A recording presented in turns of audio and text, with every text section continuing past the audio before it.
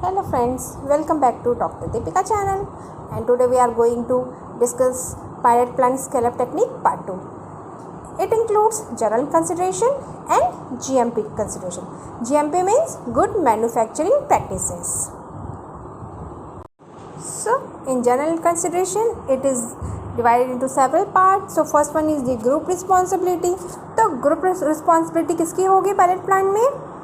तो जो reporting responsibility है वो R&D ग्रुप की होती है और उसमें भी अलग अलग स्टाफ होते हैं। और दूसरा जो फॉर्मुलेटर जो प्रोडक्ट को डेवलप कर रहा है वो उसको प्रोडक्शन में ले जाएगा और वहाँ पे ये उसको सपोर्ट करेगा कि जो वर्क उसने R&D सेक्शन में किया है वो सही वर्क प्रोडक्शन एरिया में हो रहा है कि नहीं हो रहा है, और उसको वो कोशिश करेगा कि जो उनको एज़ यूजुअल जो भी उनको रिज़ल्ट पायलट प्लांट में मिला था वो सेम उनको रिज़ल्ट प्रोडक्शन एरिया पे भी मिले। सेकेंड है पर्सनल रिक्वायरमेंट। पर्सनल मतलब कि जो पर्सन्स की रिक्वायरमेंट क्या क्या होंगी। तो पहले तो जो साइंटिस्ट होगा वो एक्सपीरियंस होगा पायलट प्लांट ऑपरेशन में और साथ में प्रोडक्शन एरिया में भी। तो जिनको दोनों एक्सपीरियंस होगा वैसे ही साइंटिस्ट को प्रेफर किया जाता है। और जैसे कि उनको पता है कि फॉर्मुलेटर का इंटेंट क्या है और प्रोडक्शन पर्सनल का पर्सपेक्टिव क्या है, वो दोनों हम ईजिली अंडरस्टैंडेबल होना चाहिए। और नेक्स्ट है the group should have some personnel with engineering knowledge as well as scale up also involve engineering principles. मतलब जो ग्रुप होगा उसमें कुछ पर्सनल ऐसे होंगे जो जिनको इंजीनियरिंग का भी नॉलेज होना चाहिए और ये भी पता होना चाहिए कि जब वो उसको स्केल अप करेंगे तो उसमें जो इंजीनियरिंग के प्रिंसिपल्स है वो भी इसमें इन्वॉल्व होगा। और इसके साथ में जो पर्सनल्स में इन्वॉल्व होंगे उनको कंप्यूटर और इलेक्ट्रॉनिक का भी नॉलेज अच्छे से होना चाहिए। थर्ड है स्पेस रिक्वायरमेंट। तो स्पेस रिक्वायरमेंट में पायलट प्लांट के लिए सफिशिएंट स्पेस होना चाहिए कि उसमें जो भी पर्सनल है या जो भी इक्विपमेंट है, स्टोरेज एरिया है, फिजिकल टेस्टिंग, ये सब के लिए उनके पास सफिशिएंट स्पेस होना चाहिए। तो इसको हमने 4 पार्ट में डिवाइड किया हुआ है। तो पहला है administration and information processing, physical testing area, standard equipment floor space, and last one is the storage area. तो पहले एडमिनिस्ट्रेशन और इंफॉर्मेशन प्रोसेस। तो एडमिनिस्ट्रेशन मतलब जो भी साइंटिस्ट या जो भी टेक्नीशियन हैं उनके लिए यहाँ पे सफिशिएंट ऑफिस होना चाहिए, मतलब सफिशिएंट स्पेस होना चाहिए ऑफिस के लिए और डेस्क के लिए भी। और उसके बाद जो इनका डेस्क स्पेस और जो ऑफिस एरिया है वो वर्किंग एरिया के बगल में होना चाहिए। वर्किंग एरिया मतलब जहाँ पे ये अपना पायलट प्लांट इन्होंने सेटअप किया हुआ है। साथ में कंप्यूटर को रखने के लिए भी इनके पास सफिशिएंट स्पेस होना चाहिए। फिर बी है फिजिकल टेस्टिंग एरिया। तो फिजिकल टेस्टिंग एरिया में भी इनके पास सफिशिएंट एरिया मतलब उनके वहाँ पे बेंच टॉप स्पेस होना चाहिए ताकि वो आराम से वहाँ पे फिजिकल टेस्टिंग इक्विपमेंट को रख के और उसको अच्छे से यूज कर सकें। Next is the standard pilot plant equipment floor space.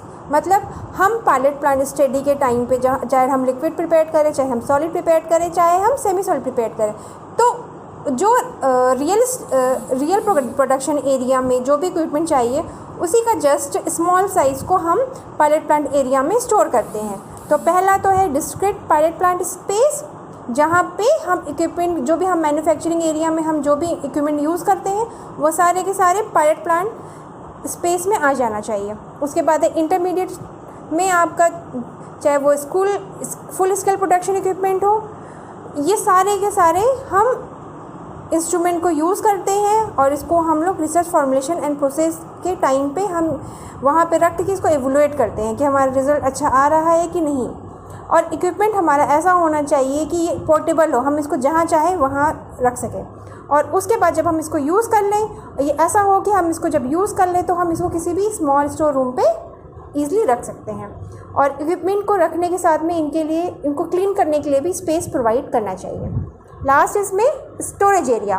तो स्टोरेज एरिया को 2 पार्ट्स में डिवाइड किया जाता है। पहला तो होता है एक अप्रूव्ड एरिया, दूसरा होता है अनअप्रूव्ड एरिया, जिसमें हम लोग एक्टिव इंग्रेडिएंट और साथ में एक्सिपिएंट को स्टोर करते हैं। और इसके अलावा अलग अलग एरिया और स्टोरेज के लिए होना चाहिए, जैसे कि आपका रॉ मटेरियल हो गया फिनिश बल्क प्रोडक्ट के लिए फ्रॉम दी पायलट प्लांट, मतलब पायलट प्लांट से आपको जो भी रॉ मटेरियल या जो फिनिश बल्क प्रोडक्ट मिल रहा है उसको रखने के लिए होना चाहिए। और इसके अलावा हम जब उसको प्रोडक्शन में भी सेंड करके देख रहे हैं और वहाँ से भी जो हमें रिज़ल्ट मिल रहा है तो उसको भी रखने के लिए आपके पास स्टोरेज एरिया होना चाहिए। इसके अलावा पैकिंग मटेरियल को भी स्टोर करने के लिए हमारे पास सफिशिएंट स्पेस होना चाहिए।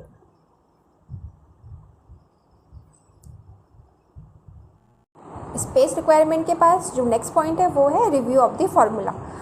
जब हम सोच लेते हैं कि अब हमें ये वाला फॉर्मुलेशन प्रिपेयर करना है तो उस फॉर्मुलेशन में क्या इंग्रेडिएंट यूज़ हुआ है और उसका आपको थ्रोली नॉलेज होना चाहिए, मतलब उसको थ्रोली आपको रिव्यू कर लेना है।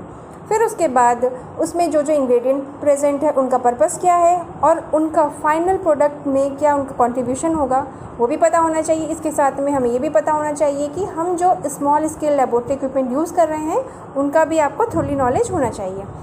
लास्ट है कि अब आप जो इक्विपमेंट यूज़ कर रहे हो तो उनका स्केलअप पे क्या इफ़ेक्ट होगा, वो कहीं मतलब हम जो अलग टाइप्स की जो प्रिपरेशन बना रहे हैं और जो हम एक्सपेक्ट कर रहे हैं कि हमें ये प्रोडक्ट मिलेगा तो हम इसको हम आराम से प्रेडिक्ट कर सकते हैं, उसको हम रिकॉग्नाइज़ कर सकते हैं कि वो कितना हाई स्केल पे जाके वो सक्सेस होगा। फिर उसके बाद है रॉ मटेरियल। तो पायलट प्लांट में जो हमारा नेक्स्ट टारगेट होता है वो होता है रॉ मटेरियल पे, कि हमें रॉ मटेरियल में हम जो एक्सिपिएंट यूज़ कर रहे हैं और जो हम एक्टिव इंग्रेडिएंट यूज़ कर रहे हैं उसका हमने वैलिडेशन और अप्रूवल लिया है कि नहीं। तो जो रॉ मटेरियल हम स्मॉल स्केल प्रोडक्शन में यूज़ करेंगे वो ज़रूरी नहीं है कि वैसा ही सेम लार्ज स्केल प्रोडक्शन पे भी हमें सेम रिज़ल्ट मिलेगा। इंग्रेडिएंट की कई बार क्या होती है, पार्टिकल साइज़ अलग होती है, शेप अलग होता है, मॉर्फोलॉजी अलग होती है, उनका जो बल्क डेंसिटी वो भी अलग होता है, स्टैटिक चार्जेस भी अलग होता है, rate of solubility, flow property, colour, ये सब चीज़ें अलग होती हैं। तो कई बार जो हम स्मॉल पायलट प्लांट पे यूज़ कर रहे हैं और हम इसको जो हाई स्केल पे भेज रहे हैं, लार्ज स्केल पे भेज रहे हैं, तो उनके बीच क्या डिफरेंसेस आता है ये भी हम इससे प्रेडिक्ट कर सकते हैं। Next is the equipment. तो इक्विपमेंट हमारा ऐसा होना चाहिए, इकोनॉमिक हो, सिंपल हो और इफ़िशिएंट हो वो, ताकि हम जो भी प्रोडक्ट प्रोड्यूस करें हमारे वो प्रपोज स्पेसिफिकेशन के अकॉर्डिंगली होना चाहिए। इक्विपमेंट का जो साइज़ है वो भी ऐसा होना चाहिए कि जब हम उसमें अपना जो एक्सपेरिमेंटल ट्रायल हम परफॉर्म करें तो वो प्रोडक्शन साइज़ बैच के रिलेवेंट होना चाहिए। हमारा जो इक्विपमेंट है बहुत ज़्यादा छोटा भी नहीं होना चाहिए कि पता चले कि जो हमने प्रोसेस डेवलप किया हुआ है वो स्केल अप ही ना हो, और हमारा इक्विपमेंट इतना बड़ा भी नहीं होना चाहिए कि जो हमारे एक्टिव इंग्रेडिएंट है वो वेस्ट हो। क्लीनिंग बहुत अच्छे से हो जानी चाहिए और टाइम ऑफ क्लीनिंग, ये सारी चीज़ें मैटर करता है। फिर उसके बाद है प्रोडक्शन रेट। तो प्रोडक्शन रेट हम लोग ये एक्सपेक्ट करते हैं कि जब हम कोई भी डोसेस फॉर्म प्रिपेयर कर रहे हैं ऑन अ पायलट प्लांट तो जो उसका इमीडिएट और जो हमारा फ्यूचर मार्केट है वो ऐसा होना चाहिए कि हम उस बेसिस पे ईजिली हम अपने प्रोडक्शन रेट को डिटरमाइन कर सकें। तो हमें माइंड में क्या क्या चीज़ें रखनी चाहिए कि एक तो इमीडिएट और दूसरा फ्यूचर मार्केट ट्रेंड और रिक्वायरमेंट क्या होगा, इसको भी हमें कंसिडर करना चाहिए। नेक्स्ट है एवोल्यूशन ऑफ द प्रोसेस। मतलब हम जब सॉलिड बना रहे हैं, सेमी सॉलिड बना रहे हैं, तो उस टाइम पे जो हम इक्विपमेंट यूज़ कर रहे हैं तो उसमें जो पैरामीटर्स यूज़ हो रहा है, जैसे कि आपका हो जाएगा मिक्सिंग ऑफ कंपोनेंट का ऑर्डर क्या है, मिक्सिंग स्पीड क्या है उसकी, मिक्सिंग टाइम क्या है, किस टाइम पे हमें ग्रेनुलेटिंग एजेंट ऐड करना है, सॉल्वेंट ऐड करना है या तो सॉल्यूशन ऑफ ड्रग ऐड करना है। इसके अलावा हमें कितनी हीटिंग प्रोवाइड करनी है, क्या कूलिंग टाइम रखना है, फ़िल्टर का साइज़ क्या होगा in case of liquid, screen का मतलब सीव का साइज़ क्या होगा इन केस ऑफ सॉलिड, उनका हमें ड्राइंग टेम्परेचर क्या रखना है, ड्राइंग टाइम क्या रखना है। तो ये सारे पैरामीटर्स हमें माइंड में रखना पड़ता है आप जब भी कोई भी डोसेस फॉर्म प्रिपेयर करिए। अब मेन ये हो जाता है कि हम इस प्रोसेस को एवोल्यूएट क्यों करें। तो पहला तो मेन नॉलेज हमें हमें कंसिडरेशन करना पड़ता है वो होता है कि जब भी आप प्रोसेस पैरामीटर कर रहे हैं जो मेंशन है ऊपर में, तो आपको उसका थोड़ी नॉलेज होना चाहिए पहले तो, और उसके बाद जब आप ऑप्टिमाइजेशन और वैलिडेशन करते हैं तो उसको आप किस बेसिस पे करेंगे। पहले तो ऐसा तो नहीं कि आप लैब में गए, आपने सब कुछ बस मिक्स किया इंग्रेडिएंट को बिना कुछ मतलब ना कोई इसका पैरामीटर आपने नॉर्मल रखा हुआ है। तो क्वेश्चन ये राइज हो रहा है कि हम अगर प्रोसेस को एवेलुएट नहीं करेंगे तो हमारा जो रिजल्ट है वो अच्छा नहीं आएगा। फिर है प्रोसेस को वैलिडेशन करना है हमें जो नेक्स्ट काम है कि हमारा जो प्रोसेस है वो कैसे वैलिडेट होगा। तो इसमें ये होता है कि हमने जो मैन्युफैक्चरिंग प्रोसीजर सेलेक्ट किया हुआ है उसमें हमें जो प्रोडक्ट की क्वालिटी है वो अच्छी आएगी कि नहीं आएगी, और जब हम कोई प्रोसेस फॉलो कर रहे हैं तो उसमें जो भी क्रिटिकल स्टेज है उस टाइम उसका और जो फिनिश फॉर्म हमें मिलेगा वो दोनों का रिज़ल्ट अच्छा होना चाहिए। इसलिए प्रोसेस को एवोल्यूट करना बहुत ही ज़रूरी होता है। फिर 9th है मास्टर मैन्युफैक्चरिंग प्रोसेस, मतलब आप जो फॉर्मुलेशन बना रहे हैं तो उसका एक मास्टर रिकॉर्ड होना चाहिए। मतलब जब भी ये बैच रिकॉर्डिंग में जाए, मतलब जब ये हाई स्केल पे प्रिपेयर होता है तो ये उसके लिए मास्टर का रोल करेगा, मतलब मास्टर तो इसके जनरली 3 एस्पेक्ट होते हैं। पहले तो हमें वेट शीट प्रिपेयर करना होता है, उसकी प्रोसेसिंग डायरेक्शन क्या है ये हमें प्रिपेयर करना होता है, और मैन्युफैक्चरिंग एरिया क्या है।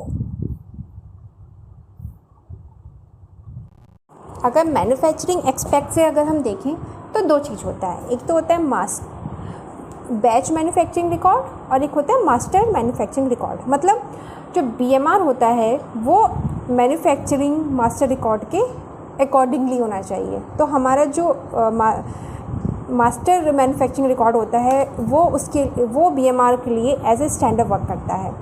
तो हम जब पायलट प्लांट स्केल अप करते हैं तो यही आगे चल के प्रोडक्शन एरिया में वो उसको as a batch record provide करता है। तो पहला तो इसमें ये है कि जो हम वेट शीट प्रिपेयर कर रहे हैं तो उसमें हम जो भी केमिकल यूज़ कर रहे हैं उसको हम क्लियरली उसमें मेंशन करेंगे अच्छे से, और उसके बाद उनके नाम और आइडेंटिफिकेशन में कोई कन्फ्यूज़न ना हो। तो हम लोग जो इंग्रेडिएंट उसमें हमने जो BMR में जो नंबर लिखेंगे वो सेम होना चाहिए as per master manufacturing records के अकॉर्डिंगली। फिर उसके बाद है प्रोसेस डायरेक्शन। तो जो प्रोसेस डायरेक्शन होगा ये भी अच्छे से बहुत ही प्रिसाइज और एक्सप्लिसिट होना चाहिए। फिर जो मैन्युफैक्चरिंग प्रोसीजर है वो एक्चुअल ऑपरेटर के थ्रू ही रिटन में होना चाहिए। और इसके अलावा जैसे कुछ स्पेसिफिकेशन है, जैसे आपका एडिशन रेट है, मिक्सिंग टाइम है, mixing speed, heating cooling rates, temperature, storing of finish product और सैंपल, ये सारी की सारी चीज़ें हमें बैच रिकॉर्ड में हमें एज अ डायरेक्शन उसमें रिकॉर्ड कर लेनी चाहिए। फिर उसके बाद है transfer of analytical method to quality assurance.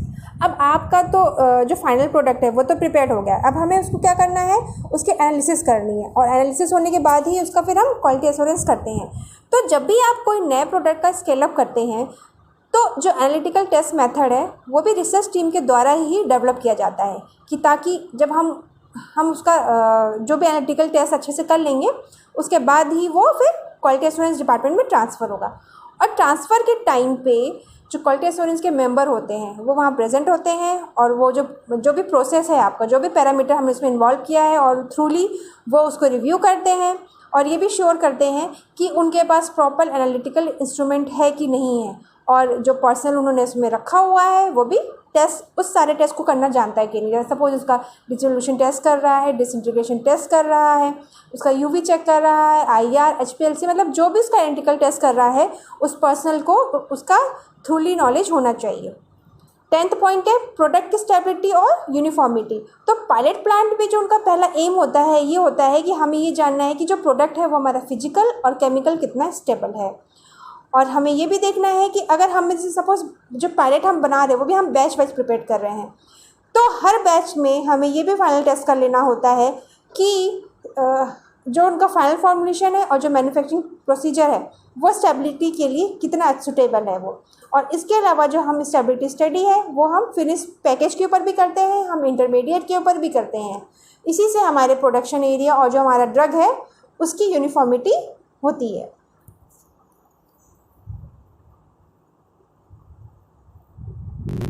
Next जो कंसिडरेशन है वो है GMP, it's a good manufacturing practices. मतलब जब आप प्रोडक्शन एरिया में आप कोई वर्क कर रहे हैं तो वो एज़ पर GMP होना चाहिए। तो पहले तो इसमें है आपका जो इक्विपमेंट है उनका क्वालिफिकेशन होना चाहिए, प्रोसेस अच्छे से वैलिडेट होना चाहिए, और रेगुलरली हमें शेड्यूल प्रिवेंटिव मेंटेनेंस करना चाहिए, और उसके साथ में हमें रेगुलरली प्रोसेस रिव्यू और उनका वैलिडेशन भी करना चाहिए, और साथ में जो SOP मेंशन है वो भी अच्छे से फॉलो होना चाहिए, और वहाँ पे जो भी टेक्निकल क्वालिफाइड पर्सनल है वो भी कॉम्पिटेंट होने चाहिए।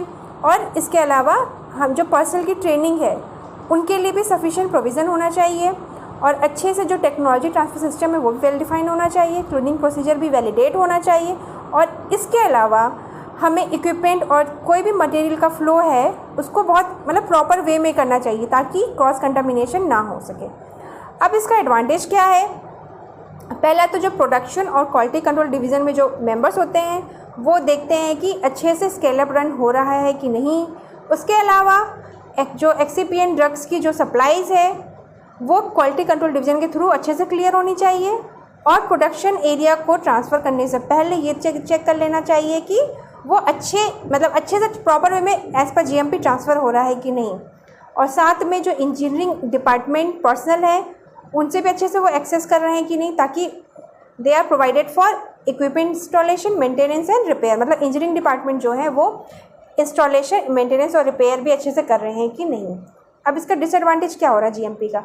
अगर GMP को हम बहुत अच्छे से फॉलो करेंगे तो प्रोडक्ट्स हमारा बहुत अच्छे से मिलेगा। मतलब आप उसमें कोई भी क्रॉस कंटामिनेशन नहीं होगा और बहुत ही प्रॉपर वे में सब कुछ फॉलो होगा। लेकिन उसका डिसएडवांटेज बस ये है कि जो फॉर्मुलेटर है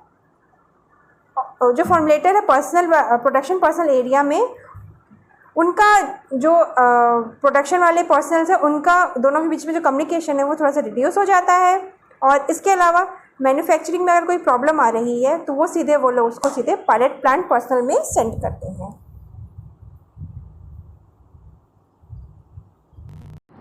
thanks for watching this video. अगर आपको ये वीडियो पसंद आया देन सब्सक्राइब माई चैनल।